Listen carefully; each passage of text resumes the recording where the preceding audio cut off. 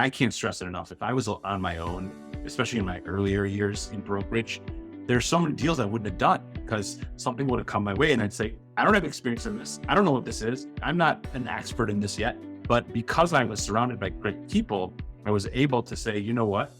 I don't know what this is, but someone I work with does. We can work together and we can be successful. And that is so huge. And the biggest mistake you could make is to close yourself off to that by not reaching out to people. There's so many people that helped me in this business get to where I am.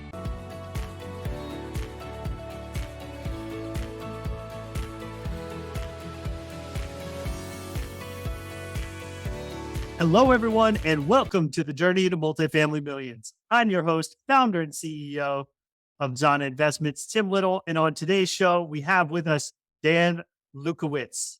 Dan is a seasoned real estate observer with over 15 years of experience in real estate.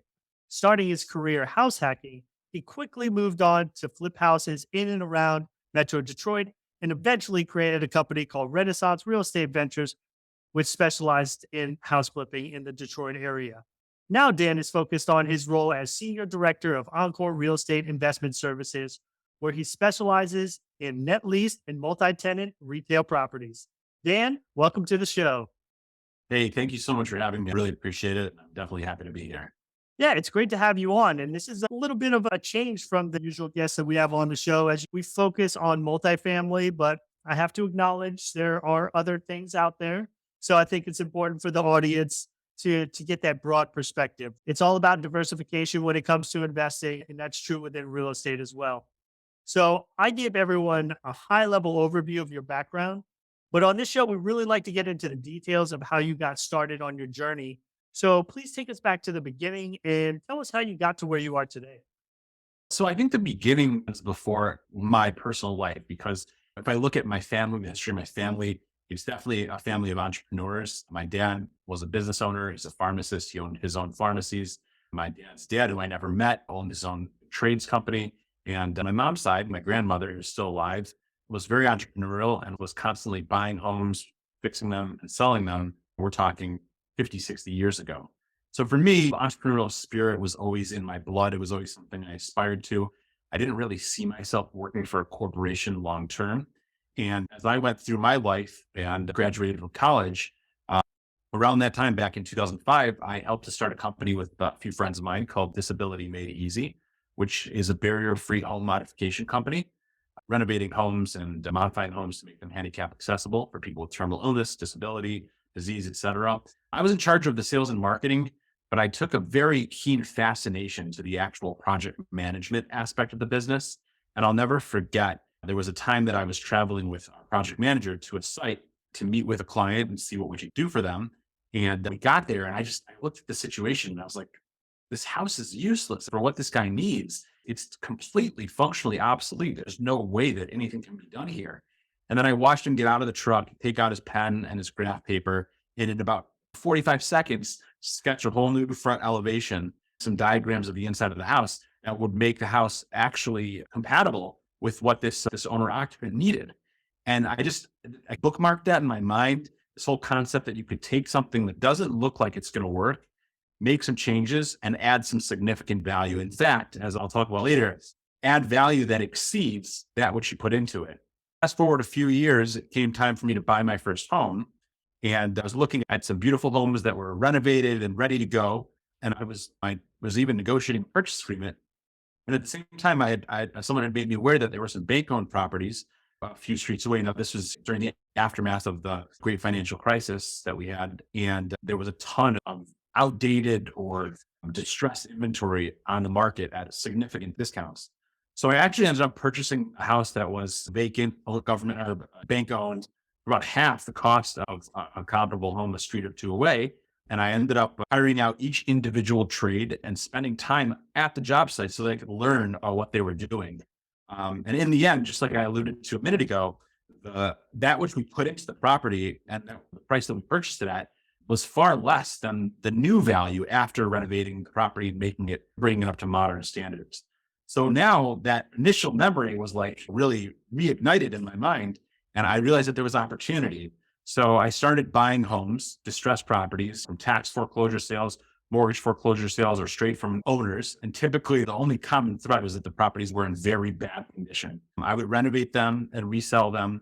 And this just became a hobby of mine that I was doing on the side for years and years, buying a house, flipping the house, buying a house, flipping the house. And as time went on, I always had a main gig. I always had a regular job, whether it was running a sales department at a title agency or fundraising for a Jewish educational nonprofit. And eventually, I was actually working in a corporate job while I was doing the house flipping. I worked for Amazon as a business development executive. And I remember when I left Amazon, I had this aha moment, tried to figure out what I would need to do to replace the income that I was getting at a corporate job. And I, in my mind, understood what that was. And I went out and did it. And I went full steam into house flipping, as you mentioned in the intro. And I flipped a ton of houses in and around the city of Detroit. I learned a lot. I had fun, had some successes, obviously had some mishaps as well. And eventually I found my way into commercial real estate brokerage, which is where I've stayed and which is where I'll be for the rest of my life. I still do some house flipping on the side, but I've really found my calling here as a commercial real estate broker. I love it. It's exciting. It's lucrative. It's fun. It's stimulating. And it allows me to help a lot of people. Wow. Yes. So much to pull out there. I guess I want to go back to the beginning. You talked about that family of entrepreneurs, business people, and congratulations on your grandma still being around. Mine is as well. I just got back from a spring break road trip to go visit her in West Virginia. She's Nice. 94, bless her heart. So that's amazing. And I guess it comes down to that age old question. Can entrepreneurism be taught, or does it have to be intrinsic? Is it within us? And I don't know that there is a right answer to that, because I wasn't necessarily brought up as an entrepreneur. My dad was a TV repairman, a job that wound up disappearing at some point. But and you learn and you're like, hey, I think I could do that. And yeah, I could go back to the cliche. I was selling candy in middle school and until the teachers told me I couldn't, buying stuff at Sam's Club at wholesale and figuring out the profit. And it was a great math exercise, but it didn't turn into any huge venture. But I think that entrepreneurial flame got squashed for a little bit until I was in the right mindset and the right place for it to be rekindled. So I would just be curious your thoughts on entrepreneurialism in general. Yeah. So, in response to what you had first mentioned about entrepreneurialism, if it's something that can be taught or if it's from within, I think the answer is a little bit of both. I think that if it's within, if you've got it within, it's going to come out, right? It's going to find a way to express itself. And you're either going to be miserable not being an entrepreneur, or you're going to find a way to be an entrepreneur in your current situation, or you'll find something new where that entrepreneurial flame can really grow. I do think it can be taught. However, I think that those that are being taught are at a disadvantage because they don't necessarily have that internal impetus within them that's driving them to go and go. I also want to make a comment on this topic. I think that people think about what an entrepreneur is and they think, oh, it's somebody that owns their own business. And yes, that is a definition of an entrepreneur. However, you can be an entrepreneur within a greater company or a greater framework. Like myself, for example, I don't own this brokerage. I work at a brokerage, right? But I have my own business within that brokerage that allows me to be an entrepreneur, right? I decide how, when, how hard, how much I want to work. I decide what I want to invest in. I decide how I want to build and scale and grow my business. And in addition to that, I have this supportive framework of other individuals that are doing exactly the same thing. And even more importantly, individuals who have done the same thing and are maybe 10, 15, or 20 years ahead of me. So I think that's very important to stress, because if somebody has an entrepreneurial spirit, it's going to come out, and you don't necessarily have to own your own business to express it. Yeah, and I think that's a really important point, what you laid out there. Because, yeah, people hear entrepreneur and some of them think, hey, I need to go out and get an LLC right now and start building something from scratch. But depending on the line of work that you're in, if you can be in control of how much money you make and the systems that you build around it in order to do that and do it better and faster than other people, then I think that's more the nature of entrepreneurialism than necessarily starting a company. So that's a really great point. Yeah, yeah, absolutely. And there's opportunities also. A few years ago, had this additional burning desire to do something, and I saw a need. People were reaching out to me I was having calls a couple times a week talking to people who wanted to get into commercial real estate brokerage. And I said, here's an awesome opportunity to utilize that entrepreneurial spirit and help people.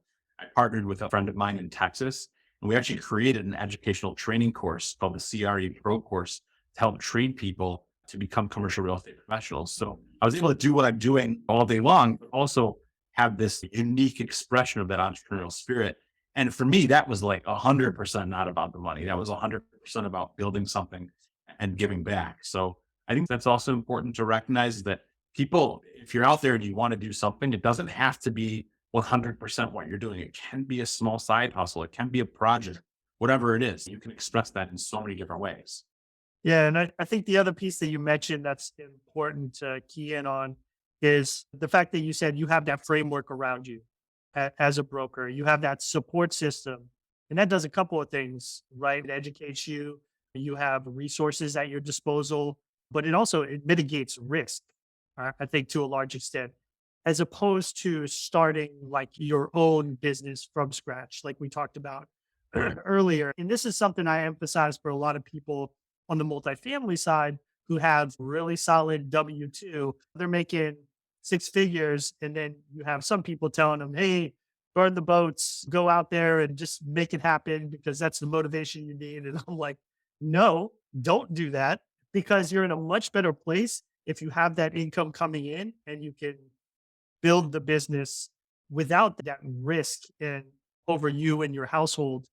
And again, just that framework that provides you support instead of have you out there teetering on the edge and having the need to be successful. You can play both sides and have that income coming in, which allows you to also put money into your business, whether it's for advertising or whatever else, to actually to whereas you might be able to actually grow your business faster or more successfully by having that W-2, your regular job, as it were, even though that's counterintuitive in some ways. Yeah. So I understand exactly what you're saying. And I think that every situation is unique. I know for me, I benefited from the fact that I was no longer in corporate America, and that was over. I had to make sure that there was an opportunity to be successful. And the only way to do that was for me to go all in with commercial real estate brokerage. For me personally, like had I had a W-2 still going on, I know I wouldn't have given it as much as I did, because my perspective at the time, for better or worse, was, damn, this is a sink or swim opportunity and you are not allowed to sink. So there's no choice here. So for me, having that, I don't know what you call it, that driving force of a necessity to succeed is very largely what contributed to my success. I also will say, so what we said a minute ago in terms of surrounding yourself with other people that are ahead of you, I can't stress it enough. If I was on my own, especially in my earlier years in brokerage, there's so many deals I wouldn't have done because something would have come my way and I'd say, I don't have experience in this. I don't know what this is. I'm not an expert in this yet. Sorry. But because I was surrounded by great people, I was able to say, you know what? I don't know what this is, but somebody that I work with does. We can work together and we can be successful. And that is so huge. And I think that's something that everyone has to keep in mind. Is like, there are so many great people out there that are accessible, that want to help, that want to add value. And the biggest mistake you can make is to close yourself off to that by not reaching out to people and by not seeking help, by not seeking assistance. I guarantee you, I'm probably speaking for you as well. There's so many people that helped me in this business get to where I am, right? So if somebody reaches out and wants help, of course I'm going to reach back. And that, I think, is one of the many incredible aspects of real estate and real estate investing, being a real estate professional, is just that community and that willingness to help. I don't know if I've ever had a situation where I've reached out to somebody and said, hey, can you help me with this? Hey, can we talk about this? And they said no.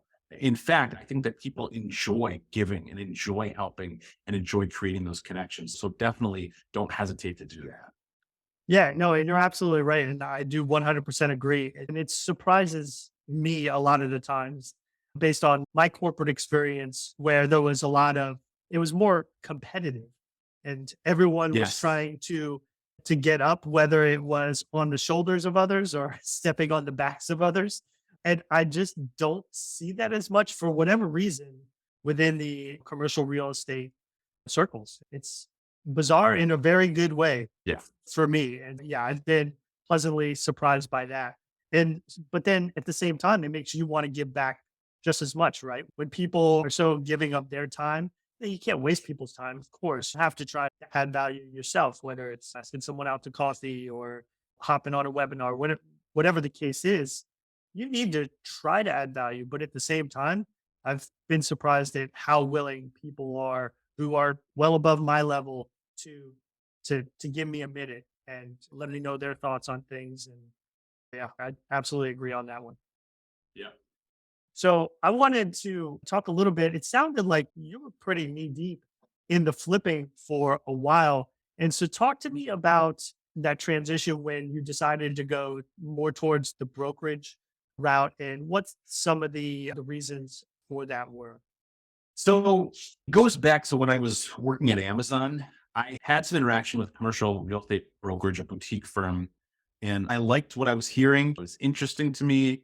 I was fascinated and intrigued by the concept, but it was super scary because I was fortunate, but it was largely a commission based business. Typically, it's 100% commission based. So when I left Amazon, I had a decision to make, right? I could go to this commercial brokerage that I've been dabbling at and spending a little bit of time getting to know the people. Or I've got this other thing I've been doing on the side, right? I've got this house flipping. I could go 100% into that. I remember just scratching my head and I knew I was at a fork in the road and I frankly wasn't sure which way I should go. So ultimately I chose the house flipping route. And the simple reason was like, I just at the time thought that I couldn't stomach the idea of not having a regular paycheck. And I at least had some things going on with house flipping that I knew, okay, I know how to do this. I know the systems. There's good inventory out there. It's already coming and it's going to continue to come if I just put more effort in. Versus commercial real estate brokerage, I'm not sure how long it'll take to get my first paycheck. Is it going to be 4 months? Is it going to be 9 months? Is it going to be a year? I don't know. So that's the decision I made. Now, looking back, was the right decision? I don't know. A big part of me wishes I would have jumped in to commercial real estate brokerage then. I would have had a year and a half, I think maybe a year and a half or 2 years of more time in the industry, which would have given me more opportunity to build my brand and build myself up and to advance my career and take advantage of great markets, et cetera, et cetera. I didn't choose that. I went 100% into house flipping and I really scaled up. I probably scaled up too quickly. I bought some trucks and some tools and I was hiring people individually and then I was building crews. I started, instead of flipping 1 or 2 houses at a time, I was doing 4 or 5 at a time. And it really became an operation that was very difficult for me to control. I enjoyed it. I'd have to say that I'm probably a pretty adrenaline driven individual. I'd say less so now than a few years ago, but the dopamine spike and the burst of adrenaline that you get when you sell a deal that you've worked on for months and you make a 5-figure profit is awesome. It feels so good, right?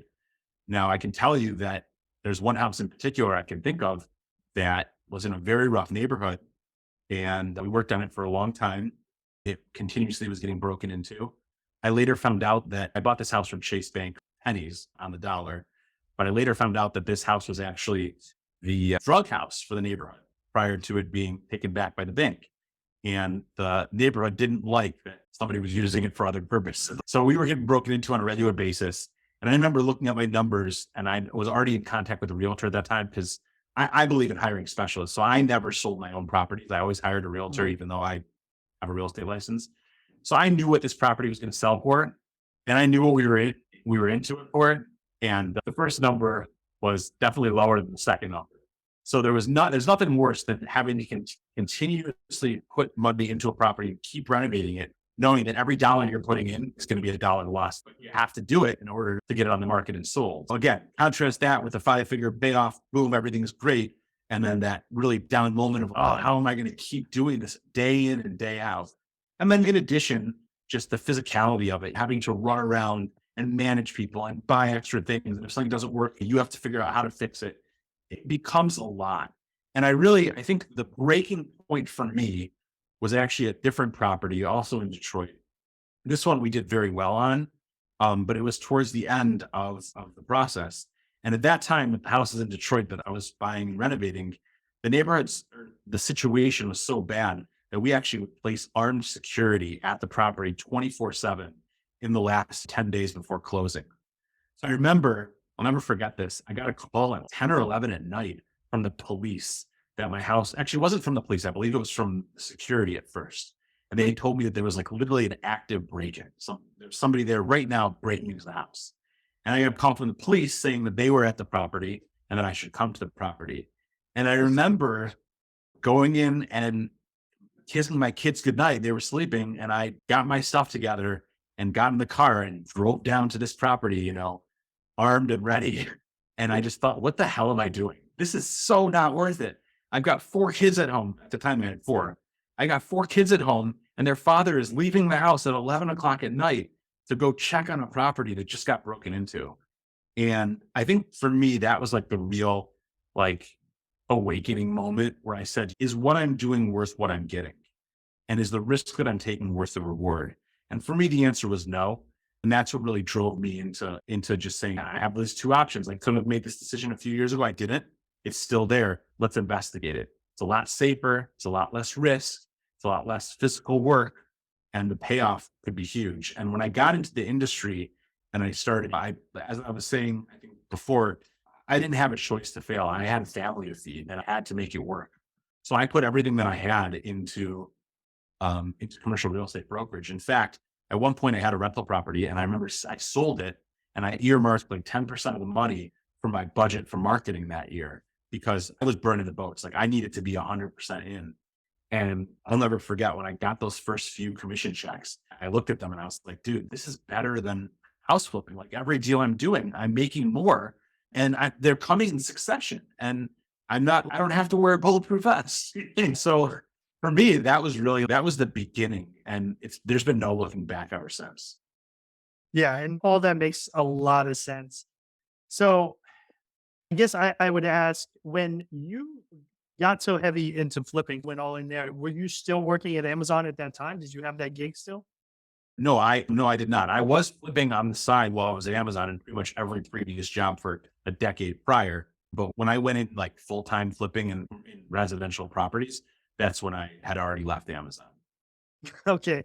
No, it's just funny to me that you're evaluating these risks of these 2 options. You're like flipping houses or becoming a broker, and flipping houses seem like the less risky, more reliable income based decision of the 2. Because for people looking from the outside who have that very comfy, like I said, 2 job, they might think that's crazy, right? Like going into flipping for a reliable income but like you said, with the brokerage business, I'm assuming, your current position or some of them have been, like you said, 100% Yes, commission. currently I'm 100% commission based. And I mean, for my own curiosity, I'm just wondering how that works when you're onboarded onto a brokerage. Excuse my ignorance, but do you get hired on, and is there a training pipeline? And if they're training you, then obviously that's time and resources being dedicated to you. Then can you walk me through that a little bit? Yeah, my situation was abnormal because I was offered in my initial position, I was offered like a small base salary to get me to make the jump. But currently and typically across the industry, it's 100% commission based. So somebody starts day one, they're hired as a 1099 independent contractor. And traditionally, this industry is really a sink or swim industry. There's not a ton of training, which again is why we made that training course. You're given training on how to fit a database, on how to cold call, and typically a new agent is partnered with a senior agent. Like I've had junior agents in the past. I currently have a junior agent. So everything that he does, he has me as an advisor who's accessible to him. I'll get on calls with him. If he's pitching for a listing, I'm on every single call. If he gets a listing, I'm helping him every step of the way. And we could talk about that senior junior relationship forever. It's an interesting thing. I think a lot of it is giving back. I don't think it's necessarily the best business proposition in most cases. There are cases where it can be lucrative for the senior agent, but really it's a mind share and it's a trading opportunity. So really the brokerage puts a large portion of the training on the senior agents. So the idea is to bring people in, train them, get them successful. They become senior agents, bring more people in, the senior agents train the junior agents, so on and so forth. There's definitely a high attrition rate in the brokerage business. It's not for everyone. I tell people like I show up and hustle every single day. And that can be exhausting. That can definitely be exhausting. It's not a typical job where you can just show up and hang out by the water cooler for get your work done casually. You can do that, but you're not going to last, especially when markets change and shift. So that's really how it works. You eat what you hunt and kill, and you really have to build your own pipeline. I have put my junior brokers on deals before to give them, like, it's my deal, but I put their name on it so that they can work on it too and get them some experience and some revenue. But typically it's you have to build it, you have to design it, you have to build it, you have to execute. Yeah, and it just highlights that entrepreneurial aspect that you talked about. But at the same time, having that amazing opportunity for direct mentorship from someone who's already experienced. Like I said, most of my listeners are in the multifamily space. Can you talk to us a little bit about the other commercial assets and talk us through some of the definitions of I know we hear a lot about triple net leases. Can you tell us exactly what that is and perhaps some of the benefits of that for, say, an investor? Absolutely. The traditional triple net lease, and by the way, the triple net, absolute triple net leases are a large part of what I do. We do have some other types of properties that we work with that I'll explain.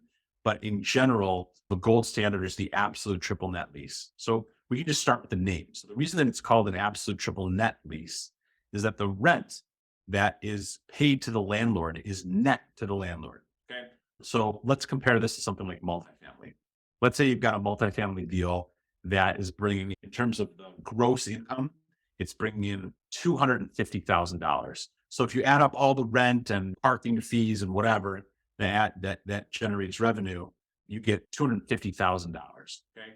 So that's not what the landlord collects in his pocket. That's the gross income for the property. There might be other expenses that could amount to, let's say, 50% of that. So let's call it $125,000, right? Because you have to pay for things like taxes, insurance, property management. You have to do things like capital expenditures. Maybe you have to fix the roof or the parking lot. You have to pay for snow plowing and salting and grounds maintenance, all these different things, right? So you're collecting, you've got a net operating income that is your gross revenue minus your expenses, which could be about 50%. And now you've got your net operating income. In a true triple net lease, let's say you've got a Wendy's property, there might be $125,000 of gross collected rent, right? And then zero expenses. So the tenant actually pays for all the expenses. The tenant pays for your property taxes. They pay for the insurance for the building. They pay for all the maintenance and upkeep of the building. If the roof needs to be repaired or replaced, they pay for it. If there's a crack or puddle in the parking lot, they fix it. You sit on your beach wherever you are, and every month you get that ACH payment or that check in your mailbox like clockwork. That is a true triple net lease. Now, typically these triple net leases are with their leases that are placed on extremely well located real estate, right? So oftentimes they're what we call hard corners, which is it's an intersection where the property faces both roads, right on the corner there. They could be at lighted intersections with very high traffic counts, high visibility, and just well located real estate. Maybe they're located adjacent to a shopping center or to a Home Depot or on the Nards, which, by the way, are also typically forms of triple net leases. So the property is very well located, and they're typically very long-term leases. So the leases are anywhere from 10 to 20, sometimes even 25 years. And they have very strong guarantees. So for example, your tenant that's occupying the building is not just the tenant that's operating that specific location. Like, for example, with a Wendy's property, for example, there are many different franchisees that could be renting from you. But one of them, for example, is Meritage. They're publicly traded, and they've got about 350 locations. So if Meritage, for some reason, isn't doing well at your location, they can't just say, "Hey, I'm sorry, business is bad. We're closing shop. See you later." In many cases, the lease is actually signed by the whole corporation. So your rental income, that interest in the property is guaranteed by a huge corporation. And the same thing could be with a pharmacy. It might be guaranteed by Walgreens corporate. So that gives you incredible security and an incredible stability. Another nice thing about triple net leases is that typically they have built-in rental escalations. Those could be 1% a year. They could be 2% a year. They could be 5% every 5 years. They could be 10% every 5 years. They vary all across the board. But the point is that these are built-in rental escalations that are a hedge against inflation, ideally, not in today's market, but ideally, typically. And the idea here is that you're going to have increased income as time goes on. So you got stability, you've got security, you've got the passive aspect, no maintenance aspect, and you've got incredibly well located real estate. Now, there are other types of leases that are very similar. They're called double net leases. So those have the tenant paying for taxes and insurance, just like an absolute triple net. They pay for the majority of the maintenance in the building, like the majority of the, let's say, the interior maintenance. So taxes, insurance, maintenance, but they typically don't pay for things like roof and structure. In some cases, double net leases also have the landlord pay for the parking lot. So it really depends on the lease. So these leases are a little bit less desirable. Tenants favor them. And depending on the age of the building, we recommend that a landlord set aside a replacement reserve in his or her underwriting, a certain amount per square foot, depending on the age and condition of the roof and structure, just so that when those big expenses come up, they're not coming up unexpectedly. Now, in addition to, we got absolute triple net, we got double net. We also have multi-tenant retail like shopping centers where you have many tenants in one building. The lease structures can vary there. In some lease structures, the tenant pays a base rent and the landlord pays for all expenses.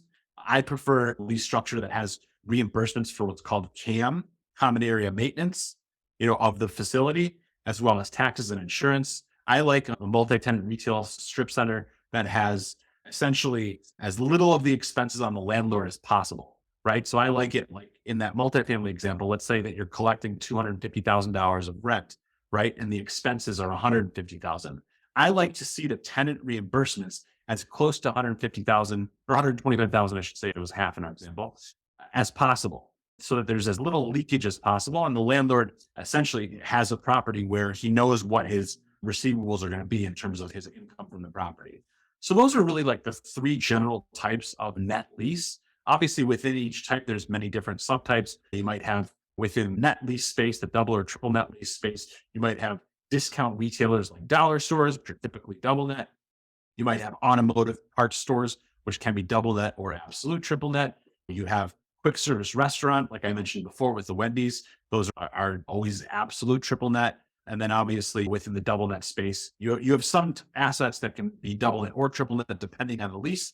Like for example, a CVS pharmacy, some of those leases are absolute triple net lease, no landlord responsibilities whatsoever. And some of them are double net lease, where the property owner is responsible for things like roof and structure. So that's really a broad overview of our space and what it is. And obviously some of the main points as to why it's so attractive.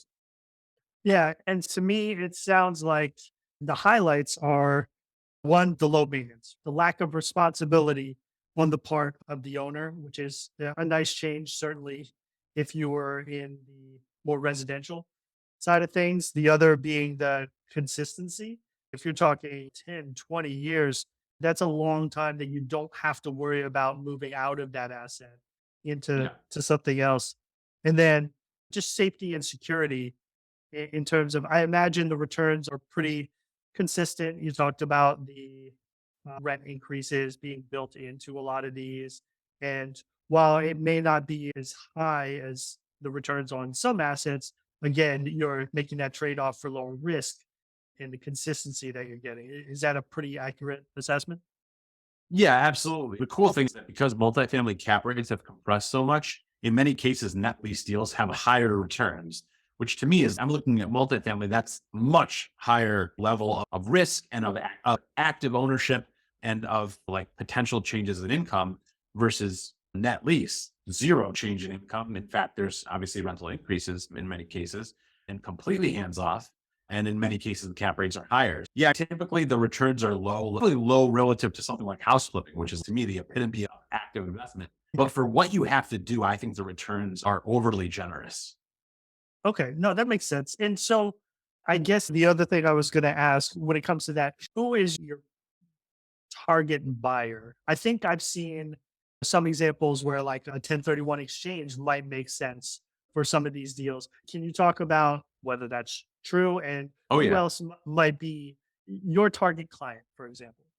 Yeah. So the 1031 exchange plays a huge role in what we do. Many times when someone sells a net lease property, they want to replace the income and not have to pay capital gains taxes. The 1031 exchange is a huge part of our business. It's so important. And that's why every time someone tries to get rid of it, we get pretty loud because we think it's a good thing. It creates a lot of jobs and helps build business and revenue and all that good stuff. In terms of buyers, so first of all, the majority of my business is listing business. I'm a listing agent. I believe in the ideology of a list to last in this business. I like to control the deal and know that I have something that's real and solid.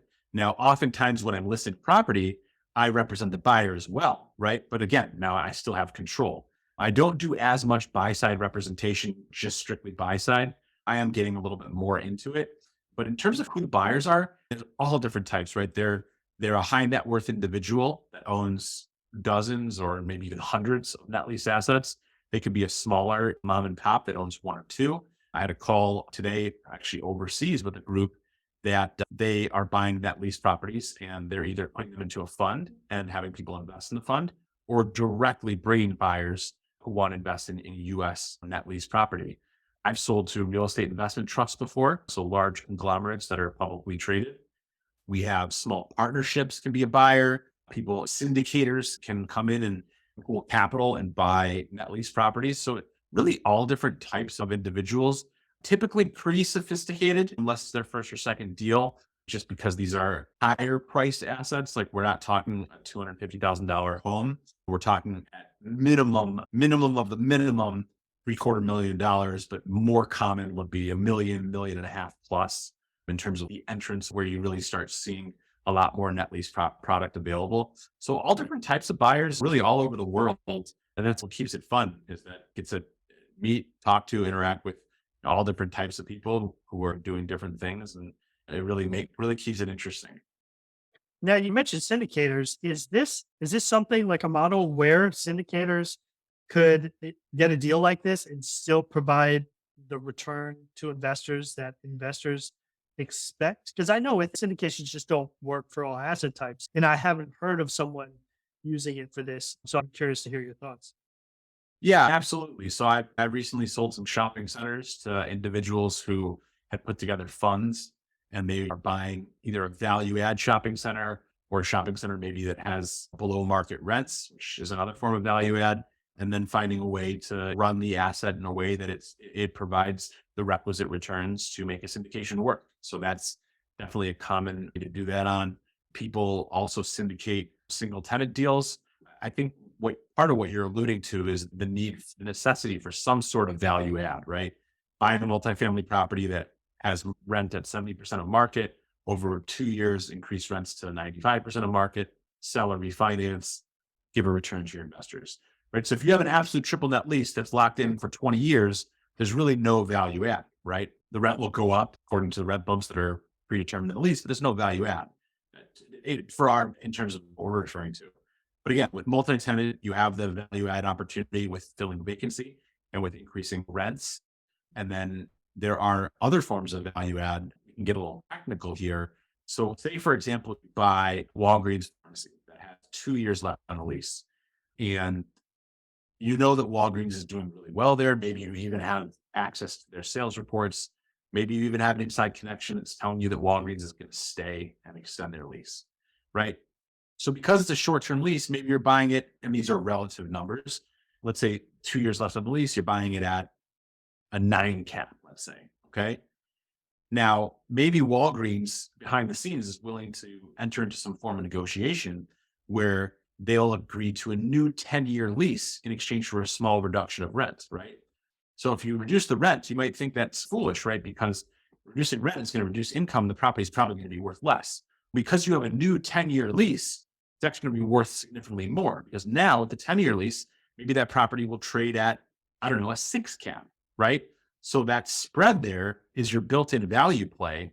And by the way, that tactic is called a blend and extend, right? So you're blending and lowering the rent and you're extending the lease and you're dramatically increasing the value of the asset because it's now a more desirable asset with a longer term lease. It trades at a lower cap rate and a higher price. And even though you lowered the rent slightly, you're able to overcome that significantly because of the decrease in cap rate. So that would be a value add scenario in net lease. And in that case, it would make syndication a potential potentially great opportunity. No, that's some awesome insights, some real pro tips there. All right. We do need to move on to the turbo round though. So let's get into it. All right. What is one red flag every investor should look out for? I'd say sloppy underwriting. Don't trust the numbers, especially in multifamily. I love net lease because we don't do anything on a pro forma. It's all based on what's written in the lease. But I would say that sloppy underwriting by the broker, by the seller, or you as a buyer, it can be such an expensive mistake. Make sure to underwrite properly, underwrite conservatively. And if you need help, reach out to a broker or a friend or someone that's done this before so that they can look over your numbers. And don't let your emotions get to you. Stick to your fundamentals and principles, and don't ever try to make a deal work. Okay, a deal's either going to work or not work. If you try to make it work, you're blinding yourself to something that is there that's telling you that it's work. Yeah, absolutely true. And I think that attention to underwriting, especially conservative underwriting, is so important right now in this strange environment that we're in. When everything was riding high, going in the right direction, it was easy to be conservative because things were always going to exceed your expectations. Now we're looking at an opposite scenario, at least on the multifamily side. And so you have to be much more careful when you're looking at rent bumps, cap rate on exit, all those things, so that you don't wind up hurting yourself in a really bad way or your investors. Yeah. All right. Second question. What is a myth about this business that you would like to set straight? I think the myth about this business that I like to set straight is that you need a lot of knowledge and experience. The only way to get knowledge and experience is to do it. So when you're getting in this business, don't be discouraged if you don't have all the knowledge or all the experience. And know, just like I spoke before, that there are tons of other people that have the knowledge and the experience. And if you can add value to them, they'll probably want to work with you. So I would say don't let that be blocking you from getting into the industry. Absolutely. Learn by doing. I couldn't agree more. All right. And the final question, what does success look like to you? Oh, it's such a good question. I think for me, it's free. It looks like freedom. By no means there yet. The freedom to be able to do what I want, when I want, where I want, with whomever I want. That to me is success. And I think as a separate piece of this, success is also helping others. For me, a big part of it is my children, being able to, I'm at a point right now, my oldest just turned 14. I'm at a point where there's certain things that she says and does, and I'm just like, all right, we're doing something right. And that to me is success. And I'm happy because for the first number of years raising each child, it's just like, so there's a lot of input and you're wondering, like, are you doing it right? And what's going to come out of it? But in my experience, I started noticing when my oldest turned like 13, 14 years old, I started seeing like these like gems come out of her. And I was like, wow, that's amazing. So I'm excited because I put in all that like front end effort, and I'm excited that's starting to come back, and it's very enjoyable to sit back and be proud of your children. So for me, that's a big part of the success, is being proud of my kids. And I think it's also being able to just, to go home and go to sleep at night, know that you acted with integrity and according to whatever your value system is. That's really important. I think that's far more important than closing deals or making money. The deals and the money, in my experience, they follow. If you work hard, if you stick to your principles, you add value, everything else follows from that. Those are all, to me, what success really is. Yeah, and I'm right there with you. My daughters are 4 and 7. And I think, like a lot of people, it started with, okay, let me provide for my family. That's the first goal, because below that, you're struggling. But once you reach that place where you're able to provide, it's not about just giving them more things. For me, it's become more about the example that I'm setting. And if I'm able to provide them lessons that maybe I didn't have or that serve them moving forward. Absolutely, 100%. I know, my daughter, I love watches. I have a big watch collection. I'm always wearing a watch. And my daughter likes watches. And she asked me one time for a Michelle watch, which I think she was 12 at the time. For a 12-year-old, it's pretty expensive. And from my perspective, at least. And she was working that summer at a camp. And she asked me, hey, I want to use my money to buy this watch. And I told her, I made a deal with her. I said, I think it was like $445. I said, if you take that money and save it, I'm opening you an investment account. You save it and put it in that investment account, I'll buy you a watch. So she worked the whole summer and she kept telling me and showing me how much money she was making. And she kept putting it in the plastic bag. So one day she came up, she had $425. She gave me the money, put it in the account, talked about the different stocks. I showed her how to look them up and follow them. And then we went together and bought the watch. And first of all, she's so proud of that watch, but even more importantly, she's proud of what she did, to the extent that now when she has a little extra money, she asks me if she can invest it. And to me, it was a simple, small thing, but I know for a fact that's going to shape her future. And I'm happy about that. Yeah, that's awesome. All right, Dan. Hey, this has been a great talk. I appreciate all your insights on the commercial side of things, especially talking about triple net lease and all the benefits involved. Because again, sometimes this is a multifamily show, but we can't acknowledge that there are other opportunities out there. So I appreciate you giving us the lowdown on all that. Please tell the guests how they can get a hold of you and if you have anything else that you would like to share with them. Sure. So first of all, I'm on LinkedIn a lot and accessible that way. My first name is Dan. Last name is Lewkowicz, Lewkowicz. I usually put out a lot of content, so you can reach out to me there. Also, if you ever want to talk about real estate, if you have a net lease property and you want to get it evaluated, or you have a deal you want a set of extra eyes on, please reach out to me. I'll give out my cell phone number. You guys are welcome to give me a call. It's 248-943-2838. Again, 248-943-2838. And if there's anything I can do to add value, or you want some insight, you want to share something or talk about real estate, please reach out. Only other thing I'll add is that thank you, Tim, so much for doing this and for having me on and for venturing out of the box a little bit into net lease. I appreciate that. And I really enjoyed getting to know you. That's been awesome. And I guess the thing that I'll add with, then I'll close with, is just that I want to, again, really encourage people to reach out to others, to do deals together, to learn from each other, help each other. And if there's anything I can do to add value, I'm always happy to do so. Please, by all means, reach out. Awesome. Absolutely. Dan, thanks again. We'll have all your information in the show notes. I appreciate you coming on and look forward to seeing you do big things on your journey to commercial millions in this case. Thanks so much. All right. Have a good one.